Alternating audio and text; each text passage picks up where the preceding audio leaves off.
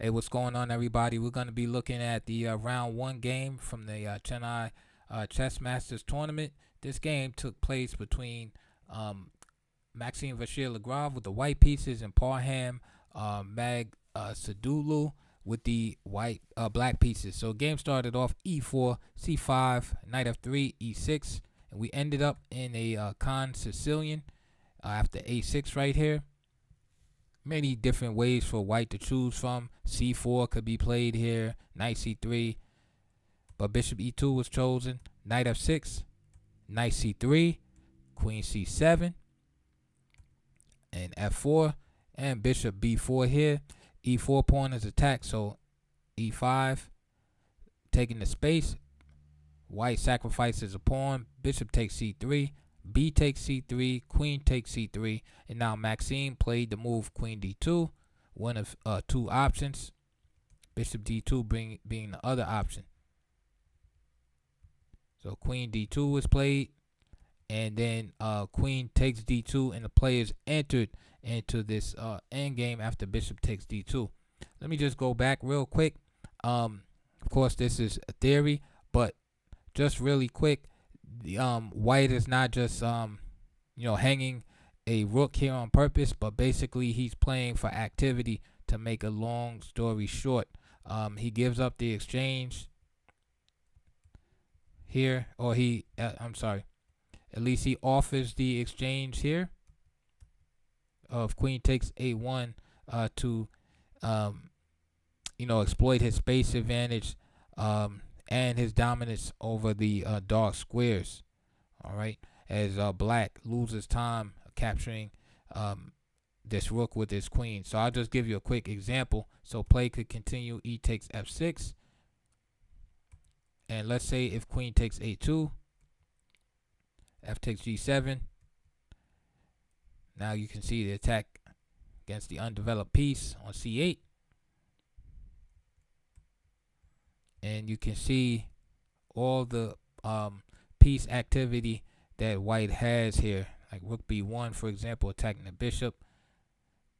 And you can see the dominance on the dark squares also, since black has parted ways with his dark square bishop in order to gain an extra pawn. So a move like c5, for example, easily met by bishop f3. Then queen d4, of course, will lose the piece after the queens are exchanged. That's just an example, and this is why the rook is not taken. Black just falls too far behind in development, and white's pieces are just swarming. The other option, bishop d2, allows black to capture the knight. And in this case, white is not giving up the exchange, but still has a good active position, or ends up with active positions, although black can get a little more play. It's pretty much the same type of story, where you get this piece activity, this dominant bishop pair, weakness of the dark squares, etc. That's basically white's argument, is that, hey, I do have enough compensation for A, giving up the exchange, and B, giving up a pawn. All right, so the dark square bishop departure by black is very serious in these openings. So this is why black goes right into the choose the endgame option rather than trying to grab that rook on a1 in this case. So after queen takes d2, bishop takes 2 by Maxime, knight e4. Parham tries to take the bishop pair away from white, namely the powerful dark square bishop, because there is no counterpart now to that dark square bishop. So that bishop can run wild across the board. And this is one of the reasons why white sacrifices a pawn. Right? He gets good compensation. He's not just being a dummy and losing a pawn. He gets good compensation. Bishop pair, dark square bishop without a counterpart, has space on the king side, attacking chances. Black only has the material advantage and hopes to basically weather the storm and slowly unravel, slowly tear down white's pawn chain on e5 with moves like f6 or d6 eventually, and kind of just slowly build up, a catch up in development in this position, and hopefully, realize his pawn advantage at some point. This is a hard game to play for black, but some people like these type of games, So bishop b4 was played, b6, bishop f3, challenging the diagonal immediately, bishop b7, and rook b1. And now you can see rook on an open file, b pawn is weak, bishop on b7 is not protected, and a lot will revolve around that. So f5 is played. Good move here by Vachier Lagrave. He takes f6, creating 3 pawn islands now for black, and also just make sure the position stays open. You have 2 bishops, so you want the position open strategically. Now ideas are on the table, like bishop h5 check, for example, and then the king has to walk to d8, and perhaps white will put a rook on d1. Now the king is behind this backward pawn. Things like that. Of course, castle could have been played. There's other ideas in the position, right? But that's a good solid idea there. Even ideas like g4, castle, then g4, undermining the knight on e4. But e takes played, g takes, castles. And like I said, move like bishop h5, for example. Check, king d8, and then just come back. It's an idea in the position. Castles was played, though. f5, reinforcing the knight's position once again. And just rook fd1. h5 was played. And now good move by black. Bishop e1. This move shows a discovered attack against the b6 pawn, and just a general weakness on the b file for black that I had mentioned earlier. Also, it anticipates the move of this pawn to h4, and white will plan on stopping it and fixing that weakness at some point. So now it looks like black has solved this problem, right, of the weak pawn on b6, but c4 happens, and because of the position of the bishop on b7 being weak, that b5 pawn becomes a liability now. And I like that white chose the c pawn instead of the a pawn, because the c pawn is the most vulnerable pawn that could possibly become a target itself at some point in the game. So he gets rid of this weakness. c4, knight c6, c takes b5, knight takes d4, rook takes d4, a takes b5, and now some instructive play by Vachier Lagrave. He doesn't try to cash in real quick with rook takes b5. He could have. However, black would then have adequate counterplay. All right, say after bishop c6, rook b4, and move like h4.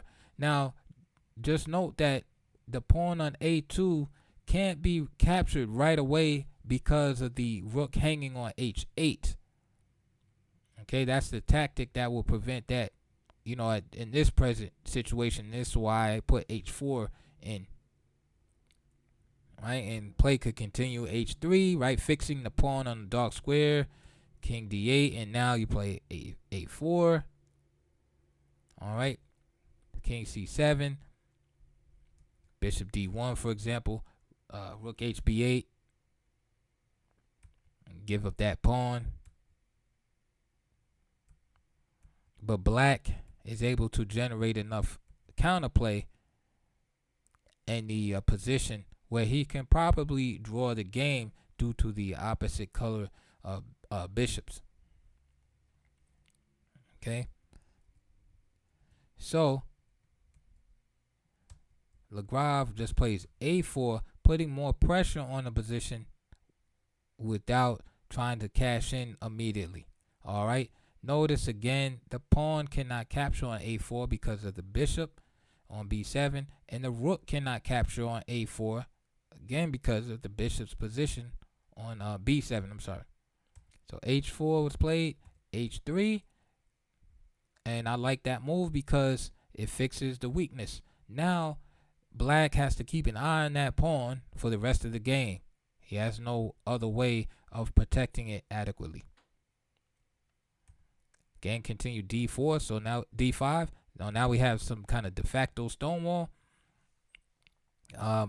Yes, the knight is fortified and protected on e4. The problem now, though, is the light square bishop is left out in the cold.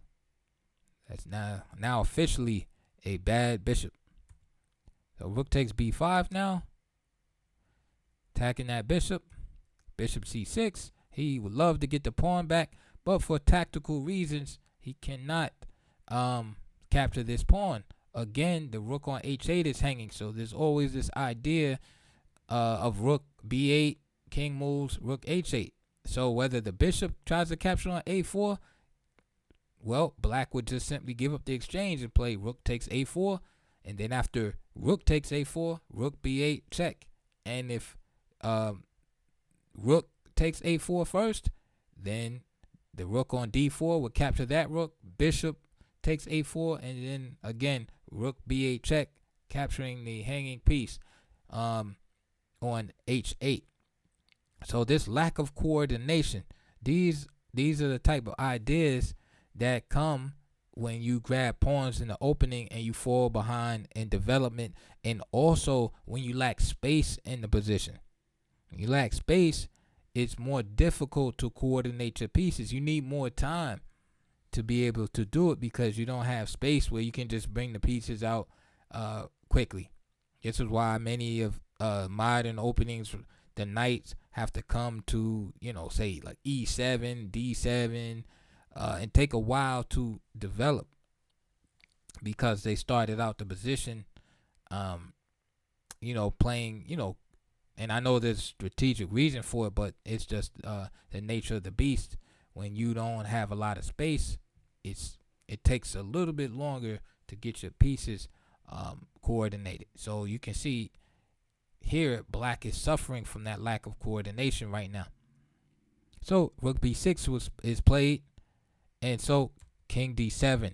Now he's like ready to take the pawn on a4, but bishop on e1 ushers that pawn and protects that pawn on a5 now. And so now black is like, uh-oh, what are we going to do about this pawn? So knight d6, bishop e2. And bishop e2 is a nice move because it keeps the knight off of c4, keeps the knight off b4. It keeps the bishop off b5. I'm sorry, it keeps the black knight off c4 and b5, and also keeps the bishop off b5. Okay, so this bishop is bad because it's trapped behind this pawn, and it also cannot go to a good square like b5, and the knight can't either because it would just get captured, and black would just lose a piece. If the knight jumps to c4, just simply bishop takes c4, and since the king is on the d file, the knight would just be lost because the pawn wouldn't be able to capture it.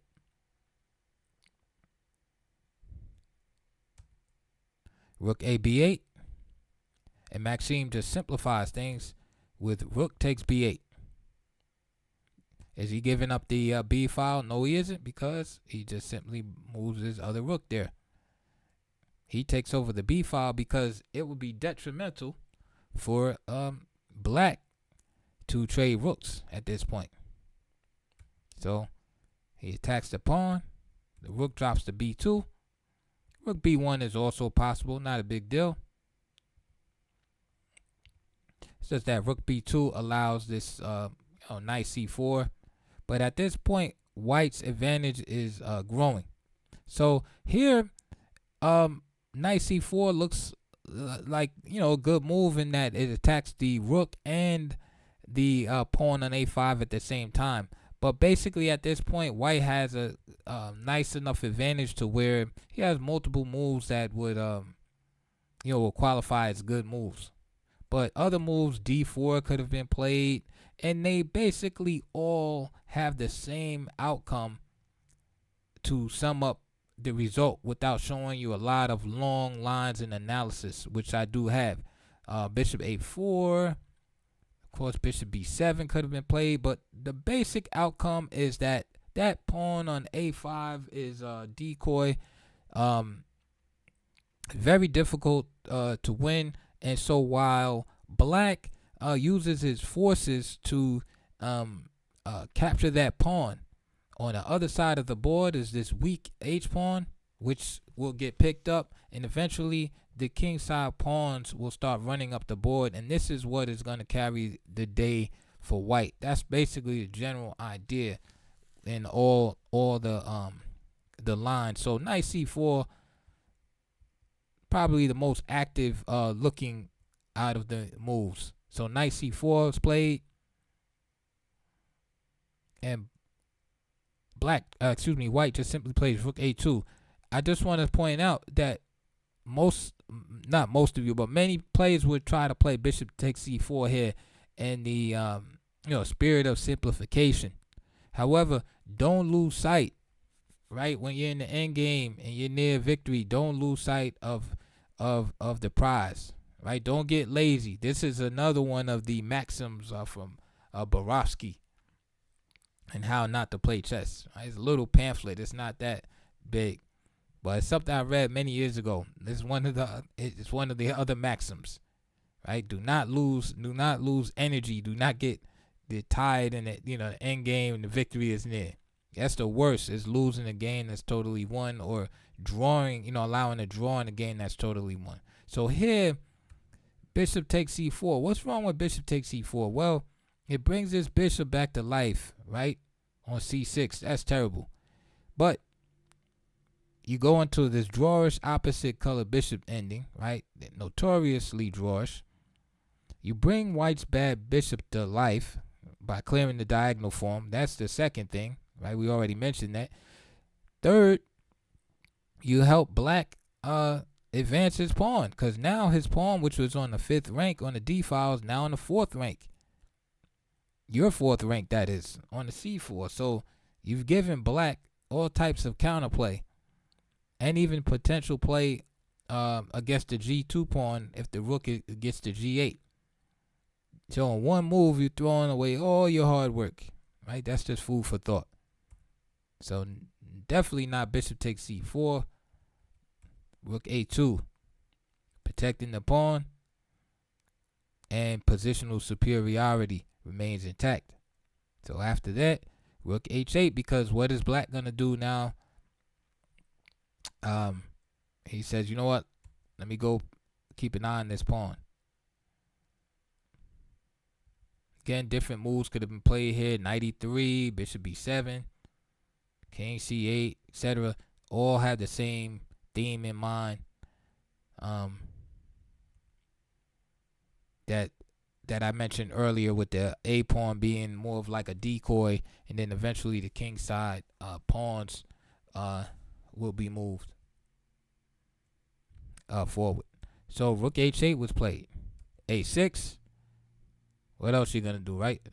Push the pawn. King c7, a7, knight d6. Again, I highlight that pawn because, I'm sure black wasn't really thinking that he was going to be tied down protecting this pawn when he pushed it up so boldly earlier in the game. So here at this point, knight d6 was after knight d6. Again, he's trying to organize some type of defense against the pawn promoting. And if you look, you can see that the pawn is not really going to promote, because you had the bishop on a7. I'm sorry, the bishop on c6. You had the rook on the back rank. Say the rook could be on a8. At some point the knight can go to c8. So it's not like that pawn's going to promote. The problem is that there's so much attention that has to be paid to the pawn. That's what the killer is. The attention, the resources that have to be paid to the pawn. So the pieces have to kind of always keep a watch on the queen side to make sure the pawn doesn't promote. All right. So meanwhile, while that's happening, white is able to start pushing the pawns on the king side, and that's the killer right there. So let's see what happened. So bishop c3 was played. Great move, because what it does is forces the tie up in the rest of the black pieces. So after bishop c3 attacking the rook, very logical moves being made.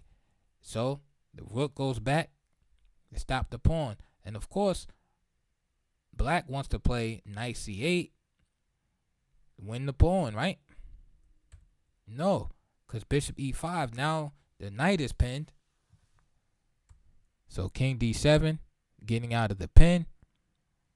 And then rook a6 right away.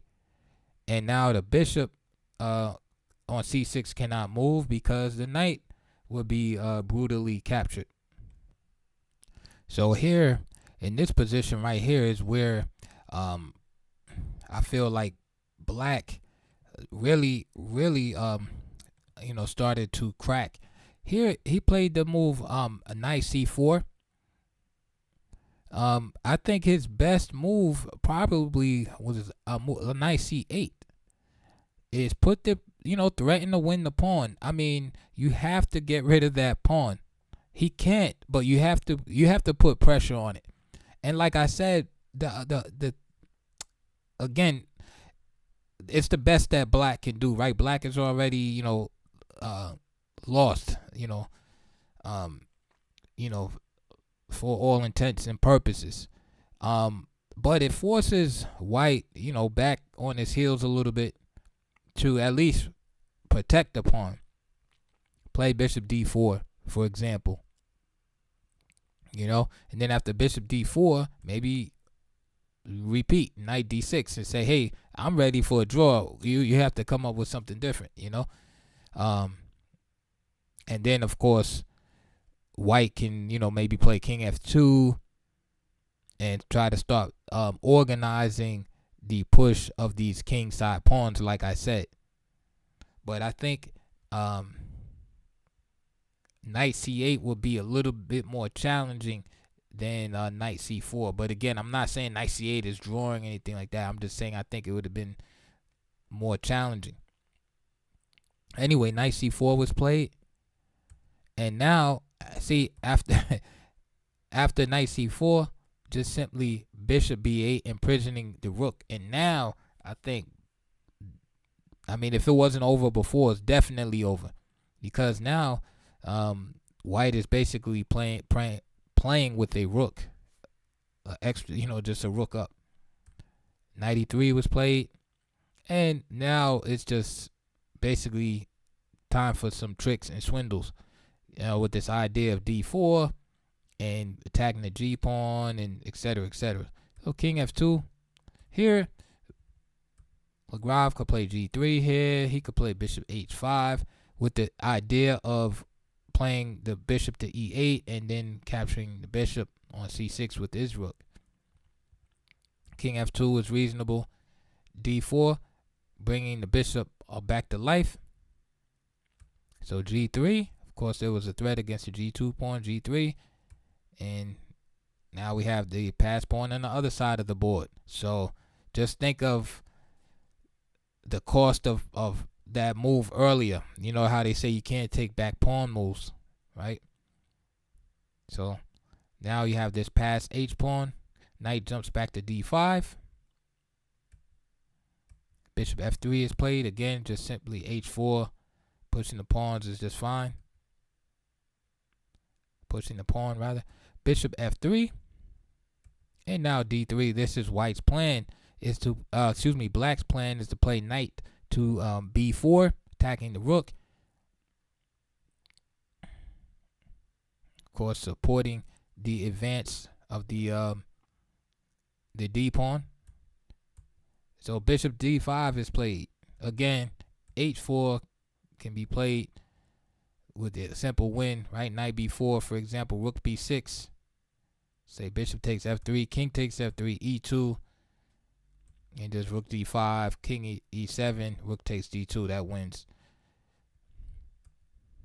Bishop takes d5, bishop takes d5. Lagrave chooses like a prettier option, plays king f2, d2, and if you look here, it's like the last kind of trap in the game. If king e2 is played, then just simply bishop c4, winning the rook. Okay. So how do you deal with this situation? You can't play rook a1. Okay. Bishop b3, king e2, d1, queen takes, and you're still gonna win because again the bishop is trapping the rook there, and you have this passed pawn on h3. That's not as attractive as what Vachier Lagrave played. Instead, he played rook d6. Nice. King e7. Gave up the exchange. Rook takes d5. E takes d5. King e2. King f6. King takes d2. This one can go in the record books now. King g6. King d3. And just simple. It's almost like it's just like king and pawn ending, right? You can act as if those pieces were not on the board. And after king takes h3, Parham resigns. So nice start to the Chennai Grandmasters tournament by Maxime Vachier Lagrave. Hope you enjoyed the video. That'll be it for today. And please get in the comment box. At the very least, just hit that thumbs up button. And also check the links below. Or if you like, okay? So I'll see you guys on the next video, and comments, and your thoughts are appreciated. I'll see you guys around.